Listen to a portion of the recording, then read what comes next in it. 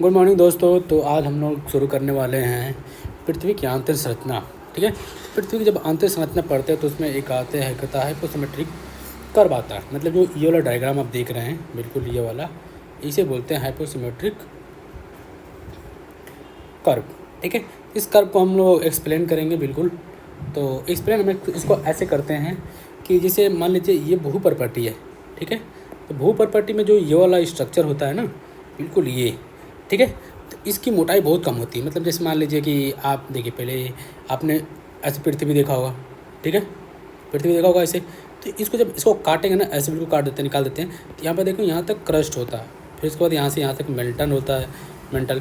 फिर मेंटल के बाद क्या होता है, क्रूड होता है। तो मेंटल में बाहरी मेंटल होता है और आंतरिक मेंटल होता है। आंतरिक का बाहरी होगा, ठीक है, ऐसे क्रूड होता है, आंतरिक का बाहरी होता है। ठीक है, और जो ऊपर वाला होता है बहुत पतला सा होता है, इसे बोलते हैं भूपर्पटी। ठीक है, तो भूपर्पटी में देखते हो कहीं कहीं ऐसे ऊंचा होगा, कहीं उठा होगा। जो ये नीचे दबा वाला पानी होता है इसमें पानी भर जाता है। ठीक है, तो इसे महासागर बोलते हैं। जो उठा होता है इसे महाद्वीप बोलते हैं। महाद्वीप पे ही पर्वत होता है, पठार होता है, ये सब होता है, मैदान वगैरह सब इसी पे होता है। तो इसकी ऊंचाई क्या होती है, यहाँ पे ज़्यादा होती है, लेकिन यहाँ पर देखेंगे तो इससे कम होती है। तो यही सेम चीज़ यहाँ पे दिया हुआ है। ठीक है, तो ये महासागर है, यहाँ पे ऊंचाई क्या है, कम है, गहराई कम है मतलब, और यहाँ पे सेम से 2000 ये है महाद्वीप। तो इसे कहते हैं स्थलीय क्रस्ट बोलते हैं। ठीक है, इसे महासागरीय क्रस्ट बोलते हैं। क्रस्ट मतलब उसके जो नीचे की भूमि होती है उसको बोलते हैं। ठीक है, अब देखो, तो यहाँ पे जो स्थलीय मंडल होता है, यहाँ पे जो क्रस्ट होता है इसके बीच में जो होता है, जिसे कार्ड से डिसकॉन्टिन्यूटी बोलती है, असततता बोलते हैं ना इसको। डिसकॉन्टिन्यूटी अगर आपने पढ़ा होगा, डिसकॉन्टिन्यूटी, ठीक है, डिसकॉन्टिन्यूटी बोलते हैं। ठीक है, तो ऐसे एक कंटिन्यूटी यहाँ पे होती है। ठीक है, अब देखो मेंटल और क्या बोलते हैं इसको, स्थल मंडल। स्थल मंडल के जो बीच में होती है यहाँ पे कंटिन्यूटी होती है, इसे बोलते हैं मोहो। ठीक है, यहाँ पे होता है मोहो डिसकंटिन्यूटी। ठीक है, और देखो, और ये जो दोनों मेंटल होता है, मेंटल को ऊपरी सीमा और नीचे सीमा, इसके बीच में जो होता है इसे बोलते हैं रेपिटी डिसकंटिन्यूटी। ठीक है, तो एक ये होता है रेपिटी, और आंतरिक और बाह्य कोर के बीच में होता है, इसे कहते हैं लेहमैन बोलते हैं, लेहमैन डिसकंटिन्यूटी बोलते हैं। और मेंटल और कोर के बीच में, इनके जो कोर का बीच होता है इसके बीच में, इसे बोलते हैं गुटनबर्ग डिसकंटिन्यूटी। ठीक है, ये 4 कंटिन्यूटी होते हैं, डिसकंटिन्यूटी होती है, जिसको हम याद रखेंगे। ठीक है, तो एक लेमन असतता होता है जो आंतरिक कोर और बाह्य कोर के, कोर में ही होता है, कोर के आंतरिक कोर और बाह्य कोर के बीच में अंतर होता है। ऐसे ही क्या होता है, मेंटल और ऊपरी मेंटल निचले मेंटल के बीच में होता है, जिसे रेपिटी बोलते हैं। और इन दोनों के जो बीच में होता है उसको बोलते हैं गुटनबर्ग। ठीक है, गुटनबर्ग। ठीक है, और यहाँ पे जो होता है स्थल मंडल और इनके बीच में होता है, इसे मोहो बोलते हैं। देखो ये वाला है, ये दिया ना मोहो डिसकंटिन्यूटी, ये होता है। और जो इसका ऊपर होता है, जो महासागर और महाद्वीप के बीच में होता है, इसे बोलते हैं कॉर्सेट, कहते कॉन्ड्रेट होता है। ठीक है, तो ये समझ गए। अब इसमें एक चीज़ और देखते हैं। देखिए, जैसे जैसे पृथ्वी से हम पृथ्वी में अंदर जाते हैं तापमान घटता है, बिल्कुल आपको ये पता ही है। ठीक है, समुद्र में जब से जाओगे तापमान घटता है, उसके बाद जैसे जैसे पृथ्वी जाओगे, पृथ्वी के अंदर जाओगे तापमान बढ़ने लगता है। तापमान बढ़ता है, धीरे धीरे इसका क्या होता है, तापमान हो गया। फिर घनत्व देखिए, घनत्व क्या होता है, यहाँ पर लगभग इसका घनत्व 2.5 से लेकर 3 पॉइंट तक होता है। ठीक है, ऊपर जैसे जैसे इसके नीचे नीचे बढ़ते जाते हैं, घनत्व यहाँ पर क्या होता है 11.5 से लेकर 12.5 तक होता है। ठीक है, घनत्व। ठीक है, ऐसे से बढ़ते जाता है घनत्व। ऐसे टेम्परेचर भी बढ़ता है। ठीक है, यहाँ पर टेम्परेचर बहुत कम होता है, धीरे धीरे आता जाता है, तो यहाँ पर कब कितना होता है 5-6 हज़ार डिग्री सेंटीग्रेड तक तापमान चला जाता है। ठीक है, अब देखो, इसे आंतरिक कोर बोलते हैं। ठीक है, ये आंतरिक कोर जो होता है ना, कोर, अगर आप इसको ऐसे कर लीजिए, देखिए आंतरिक कोर को, क्योंकि ये क्या होता है, ये लोहे का बना हुआ है फेरस ऑक्साइड से। ठीक है, ये पूरा क्या होता है, ये पूरा तरल होता है, मतलब पूरा ठोस होता है। ठीक है, ये जो होता है, ये मतलब समझ लीजिए ना, जो ये वाला पार्ट होता है, क्या बोलते हैं, जो ये वाला पार्ट है,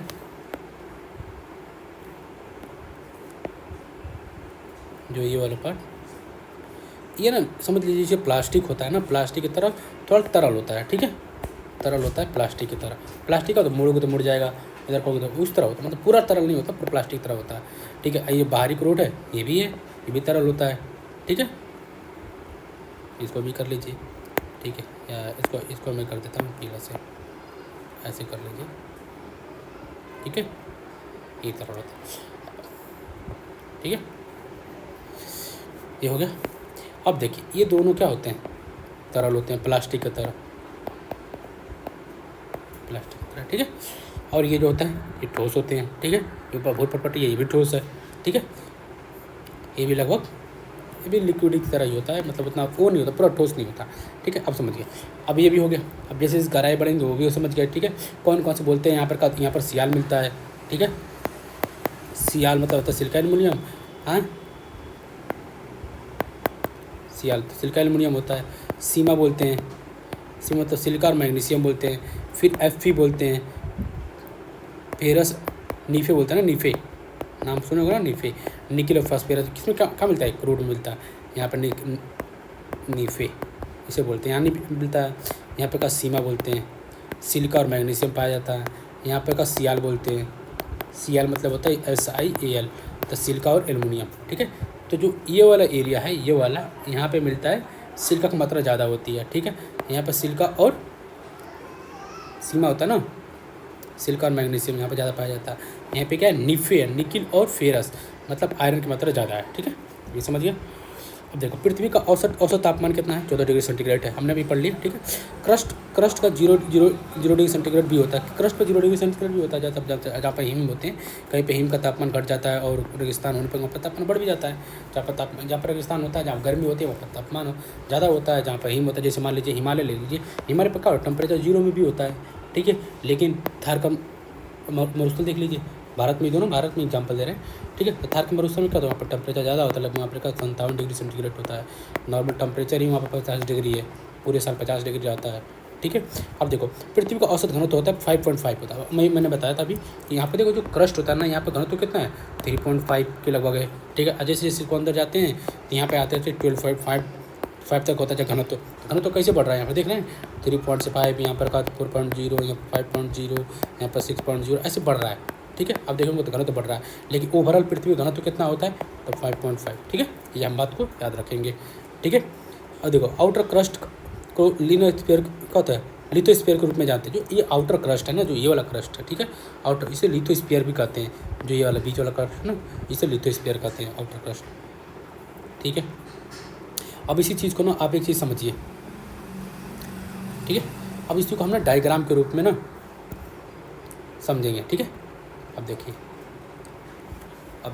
मैं आपको इस चीज़ को ना इसको समझा देता हूँ। अब देखिए, आप वीडियो को या तो मोबाइल को थोड़ा सा रोटेट कर लीजिए, या तो फिर ऐसे ही समझ लीजिए। देखिए यहाँ पे क्या हुआ है ना, परत दिया हुआ है, कौन कौन सी परतें कहाँ का, जैसे क्रस्ट है, मेंटल है, कोर है। ठीक है, अब हम वीडियो को अपने ऐसे कर लीजिए ताकि आपको इसको इधर से दिखे। मतलब अगर ऐसे आप लिखेंगे, देखिए ऐसे लिखिए, एजुकेशन फॉर नॉलेज। ठीक है, अब ऐसे हेडिंग हो जाएगा ना, तो ये हिसाब से सीधे दिखेगा। देखिए एक क्रस्ट है, तो ये ऊपरी क्रस्ट है, ये आंतरिक क्रस्ट है। तो इसके बीच में बताया था ना मैंने कि ऊपरी क्रस्ट के बीच में एक को बताया था। ठीक है, डिसकंटिन्यूटी, इसे क्या बोलते हैं, कार्मेट बोलते हैं। ठीक है, आप नहीं समझिए। अब देखो एक चीज़ पहले समझ लीजिए, एक क्रस्ट है, ठीक है, एक मेंटल है, एक कोर है, तो इन तीनों के बीच में एक डिसकंटिन्यूटी होती है। तो हम इसको पढ़ेंगे पहले। तो जो क्रस्ट और मेंटल के बीच में डिसकंटिन्यूटी है, तो उसको क्या बोलते हैं, मोह। ठीक है, इसे अगर हिंदी में पढ़ो तो मोह। ठीक है, मोह डिसकंटिन्यूटी। ठीक है, डिसकंटिन्यूटी मतलब होता है असत्यता, असत्यता, इसे बोलते हैं इंग्लिश में डिसकंटिन्यूटी। ठीक है, डिसकंटिन्यूटी हो जाए, समझ गए आप। ठीक है, तो मेंटल और कोर के बीच में क्या था, मोह है। ठीक है, अब मेंटल और कोर के बीच में क्या है, गुटनबर्ग है। ठीक है, आप यहाँ पे लिख लीजिए एक बार। ठीक है, चलिए हम यहाँ पे लिख देते हैं। ठीक है, यहाँ पे क्या है, यहाँ पे नहीं आएगा। ठीक है, यहाँ पर पेन काम नहीं कर रहा, पर कोई बात नहीं, आप याद रखें। ठीक है, इनके बीच में मैं हाईलाइट कर दूँ, हाईलाइट्स तो आप समझ जाएंगे। ठीक है, देखिए इसके और इसके बीच में कौन सा है, मोह। ठीक है, और इसके बीच में गुटेनबर्ग।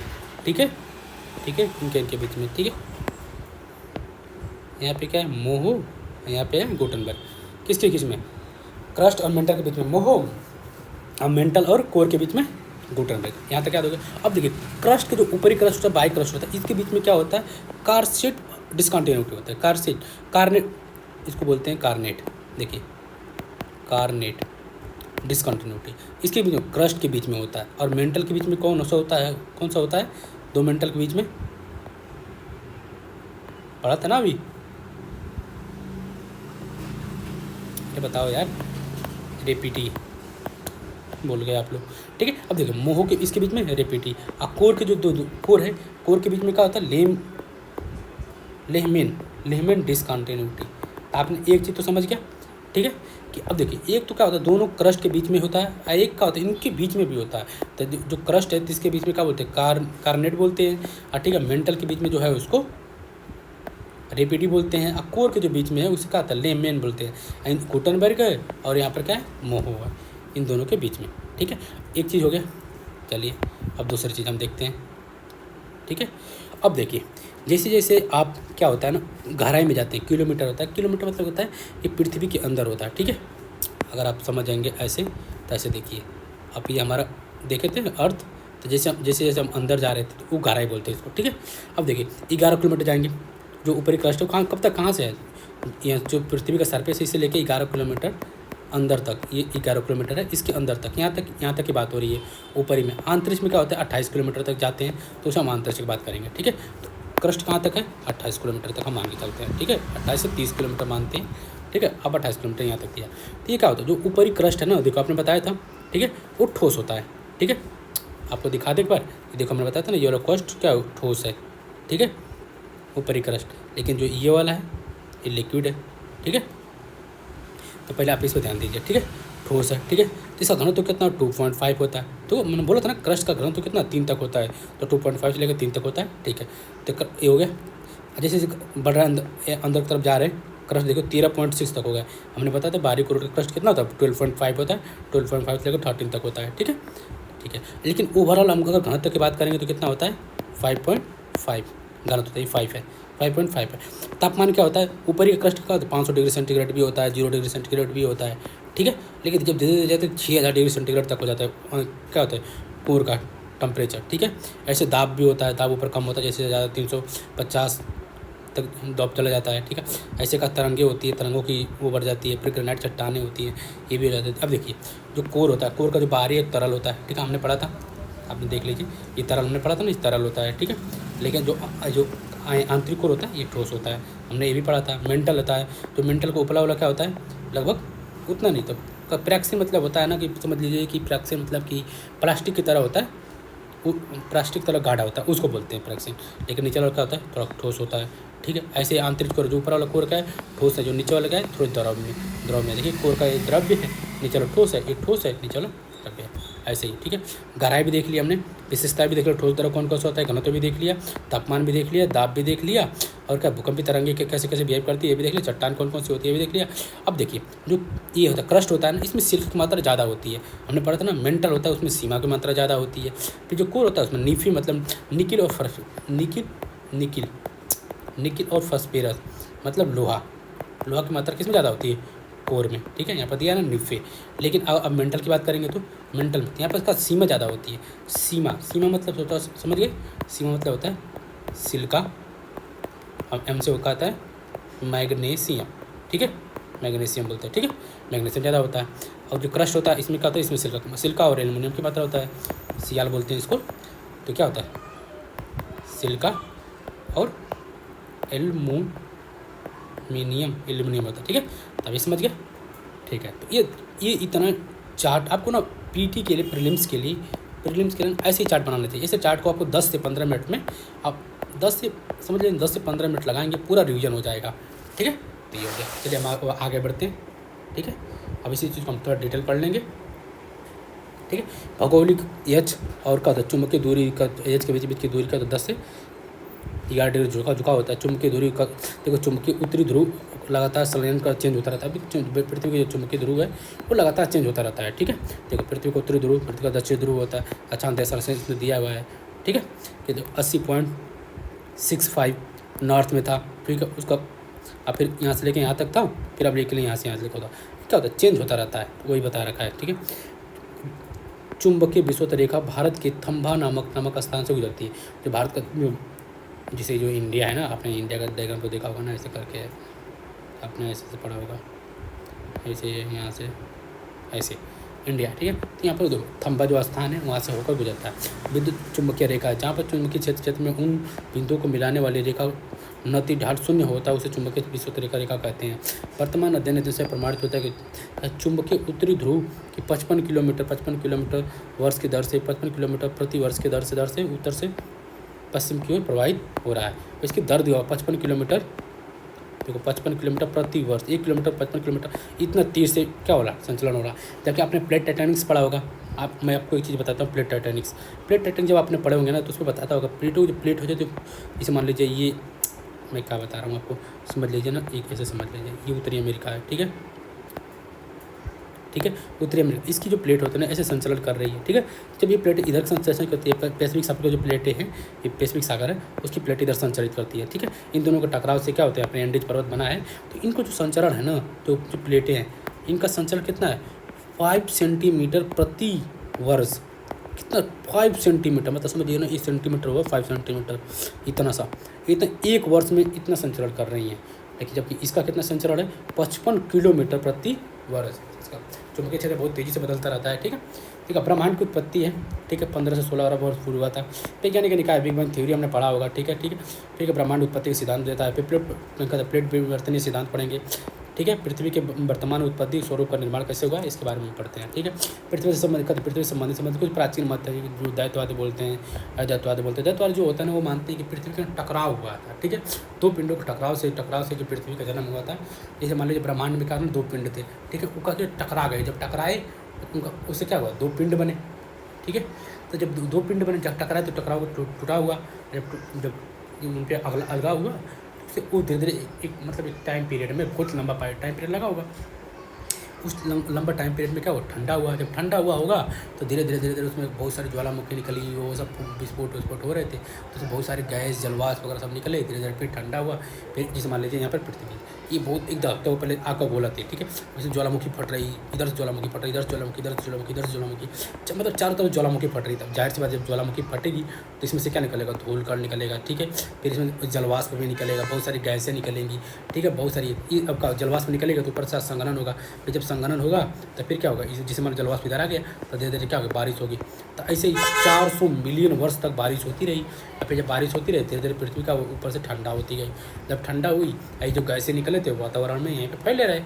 जो देखो पृथ्वी के कोर में लोहा है तो इसका एक मैग्नेटिक क्षेत्र भी है। जैसे मान लीजिए इसका मैग्नेटिक क्षेत्र है, तो मैग्नेटिक क्षेत्र को वायुमंडल को बाहर नहीं जाने देगा। तो धीरे धीरे इसका क्या हुआ, वायुमंडल का निर्माण हुआ। फिर पृथ्वी ठंडा हुई तो जो एक जल ऊपर वापस आया। फिर यहाँ पे जो गड्ढा रूप था उसमें भरा, यहाँ से महासागर बना, जो उठा हुआ भाग था वो महाद्वीप बना, ये सब है, ठीक है। तो ये सब जो आप धीरे धीरे पढ़ेंगे तो आपको सब कुछ क्लियर हो जाएगा, ठीक है। यहीं पर कांट थे, सब लोगों ने जेम्स वेब ने जो द्वारा संकल्पना दिया, इमैनुअल कांट थे, लाप्लांस थे, क्या होता है चैम्बरलिन थे, फिर क्या होता है जेम्स जीन, क्या होता है जेफरीज थे, ये सब लोगों ने अपना सिद्धांत दिया था। फिर एक नोट है यहाँ पे, सूर्य के बाह्य सतह का औसत तापमान के लगभग, जो सूर्य होता है उसका बाह्य सतह है ना, जो सूर्य का बाह्य सतह ये वाला, ठीक है, इसका 5500 डिग्री सेंटीग्रेड लगभग है, ठीक है। और जो बुध होता है उसका 464 है, जो शुक्र है 167 है, जो पृथ्वी है उस पृथ्वी मतलब समझ लो कितना ठंडा कर रहा है। तो इसका 14 डिग्री सेंटीग्रेड बाह्य पूरा औसत है, उसका औसत टेम्परेचर 14 डिग्री सेंटीग्रेड है, ठीक है। तो पृथ्वी निर्माण के समय तीव्र गति से घूमती थी। उस समय दिन रात 8 घंटे के होते थे पृथ्वी के। अभी सुनोगे ना कि आपने कुछ पहले सुना होगा, चाइना ने क्या था, ब्रह्मपुत्र नदी पे एक बांध बना, जिससे पृथ्वी की घूर्णन गति और कम हो गई, ठीक है। ऐसे ही हमने बहुत सारे काम किए जिससे पृथ्वी का और क्या घूर्णन गति धीरे धीरे कम हो गया। पहले इसका 8 घंटे पूरा दिन रात बदल जाता है, अब 24 घंटा हो गया। ये बढ़ के कितना हो गया, 24 घंटा, ठीक है।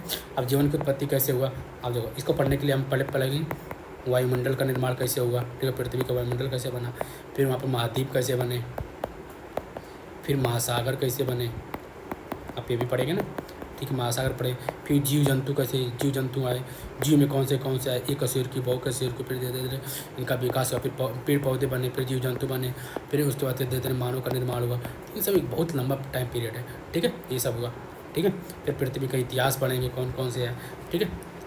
जब इतिहास पढ़ेंगे तो उसका हैंडस वर्ग है, मतलब 4.5 अरब वर्ष पूर्व था। फिर ये जो जोइक बनता है, फिर प्रोटो जोइक बनता है, फिर क्या होता है इसमें आर्किडियन है, फिर प्री कैम्बियन है, फिर क्या 5 अरब वर्ष पूरे। इसमें क्या होता है, देखो घनी भवन का निर्माण हुआ, फिर कशेर के जीवों की उत्पत्ति हुई, वायुमंडल में ऑक्सीजन मुक्त हुआ, फिर बहुकशेर के जीवों का निर्माण हुआ, पृथ्वी पावस में आपस में कहा था जुड़ी थी, जिसे जिसे कहते रेडिनियन कहा जाता था। फिर अरावली पर्वत का निर्माण किया, फिर कैम्बियन समय में हुआ था, ठीक है। फिर उसके बाद का प्रथम युग आता है, फिर कहा था 500-5400 करोड़ वर्ष पूर्व। फिर इसका पहले जो कहा था इसमें कहा था कैम्बियन, देखो प्री कैम्बियन था, मतलब कैम्बियन से पहले वाला युग था। अब कैम्बियन के बाद है, ठीक है, कैम्बियन है। इसमें क्या था, प्रथम कशेरुक के जीव बने, फिर का कशेरुक के जीव बने, फिर हरे पेड़ पौधों के पेड़ पृथ्वी पे आए, फिर का गिल्स वाले जीव बने, जिसे होता है ना जिनकी हड्डियाँ नहीं होती, वो वाले जीव, मछली, शार्क मछली है, ये सब बनी। फिर का कोड़धारी वृक्ष वगैरह सब ये सब आए, कोयला का निर्माण हुआ, कार्बोनिफेरस युग में क्या होता है, कोयला का निर्माण होता है। फिर जो यहाँ पर क्या होता है, कैम्बियन युग में क्या होता है, सतपुड़ा अरविंद पर्वत का निर्माण हुआ, ठीक है। फिर का ऐसे द्वितीयक युग आता है, फिर का मेसोजोइक का, फिर ट्रायसिक है, जलवायु शुष्क होती है, पेंजिया का विभाजन हुआ, ठीक है। पेंजिया पेंथेलासा वगैरह पढ़ते हैं, सब उनका विभाजन है। फिर यहाँ पर डायनासोर की उत्पत्ति हुई। डायनासोर की उत्पत्ति क्या हुआ, मेसोजोइक में, ट्रायसिक काल में हुआ। फिर द्वितीयक युग है, फिर जुरासिक आया, फिर क्रेटासियस है, जुरासिक का पक्षियों का उद्भव हुआ। फिर ज्वालामुखी को उद्गार, ढक्कन का पठार, ये सब बहुत सारे अम्लीय होता, मतलब अम्लीय वर्षा होता गया, सब ये सब हुआ। उसके बाद का फिर तृतीयक युग है, फिर कहते पेलोसीन, कहते ईओसीन, ओलियोसीन, मायोसीन, ये सब हुआ। इसमें कहते एक नरमार, एक उनका प्रथम नरमार आया, फिर पर्वतीय करण की घटना हुई, फिर वेल, चमगादड़, ऐसे बहुत सारे जीव, सुअर, हिरन, बिल्ली, भालू, कुत्ता, बंदर, लंगूर, घोड़ा, ये सब जानवरों का उद्भव धीरे धीरे होने लगा। फिर इन सब का विकास होता गया, फिर मनुष्य बनने की प्रक्रिया, जैसे मान लीजिए भालू था, फिर का राम पिथेकस नाम का जैसे भालू होगा, फिर उससे कहते मानव बनने की प्रक्रिया शुरू हुई। फिर मध्य हिमालय बना, फिर कहते प्लायोसीन युग में मध्य हिमालय बना, फिर का प्लास्टोसीन था, होमोसेपियंस जिसमें जो मानव होता है ना, फिर उसका रूप परिवर्तन होता गया, ठीक है। फिर अंतिम में हिम युग हुआ, कई स्थानों पर जानवरों का अस्तित्व इस युग से समाप्त हो गया। परम्परा नदी का निर्माण हुआ, फिर मानव सभ्यताएं बहुत सारी बनती गई। फिर का उत्तरी भी विभाजन होता गया। फिर का होलियोसीन है, फिर का ग्रीनलैंड का निर्माण हुआ, कब हुआ था, लियोसीन के समय ही ग्रीनलैंड का निर्माण हुआ था। फिर का चतुर्थ आ जाता है, फिर का ग्रीनलैंड, इसमें का नॉर्थ से हुआ। लगभग 200 मिलियन वर्षों तक का तो ग्लोब पर अधिकांश हिस्सों का सूखा, परिणाम स्वरूप विश्व का अधिकांश उन संस्कृतियाँ जो होता है मेसोपोटामिया अगर पढ़ते होंगे, फिर का तो सिंधु घाटी सभ्यता अगर पढ़ते हैं ना, बहुत सारी सभ्यताएं क्या हुआ, विलुप्त हो गई, ठीक है। एक सब का मेघालय युग के समय की बात हो, फिर एंथ्रोसोइक युग है, फिर ये सब हुआ। फिर का भूगर्भिक समय सारणी का प्रतिपादन सर्वप्रथम का तो ब्रिटिश भूवैज्ञानिक आर्थर होम्स ने किया था। 1913 में ही सब खोज हुआ था। हिमालय पर्वत का निर्माण 7 करोड़ वर्ष पूर्व ही हो गया था। विश्व रेखा ध्रुवी क्षेत्रीय रेखा की त्रिज्या का 21 किलोमीटर का अंतर है। फिर देखो यहाँ पर उच्चावच है, उच्चावच में का संकुचितवादी है, प्रभाववादी है। अब धीरे धीरे क्या, तो इन सबको ना आगे हम धीरे धीरे पढ़ें। हमने क्या पढ़ा अभी देख लीजिए। हमने पृथ्वी का निर्माण पढ़ा। अब चलिए हम एक चीज़ सोच देखते हैं, ठीक है। अब यहाँ देखिए हमने क्या पढ़ा। हमने कहा पृथ्वी की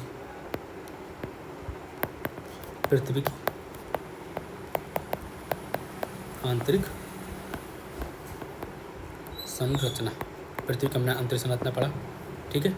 इसमें हमने कहा पृथ्वी का निर्माण कैसे हुआ, उसका घनत्व क्या है, अंदाजा में तापमान क्या आता है, देखो घनत्व हमने पढ़ा, उसकी संरचना पढ़ी, कौन कौन सी डिस्कॉन्टिन्यूटी होती है, डिस्कॉन्टिन्यूटी कौन कौन सी होती है, ठीक है, ये सब पढ़ा। उसके बाद और क्या पढ़ा, फिर का पृथ्वी का जो युग होता है, युग वाला पढ़ा। फिर का उसके बाद हमने क्या पढ़ा, मानव का निर्माण कैसे हुआ, पर्यावरण कैसे बना, जलवायु कैसे चेंज होता है। ये सब कुछ टॉपिक हैं जो आगे भी हम आगे पढ़ेंगे, ठीक है। तो आप ध्यान आप पढ़ते रहिए, कोई दिक्कत नहीं। अभी हमारे 16 जून को प्रीलिम्स का पेपर है। प्रीलिम्स का पेपर देने के बाद जियोग्राफी के एक टॉपिक हम शुरू से लेकर अंत तक कंप्लीट करते रहेंगे। थैंक यू, ठीक है।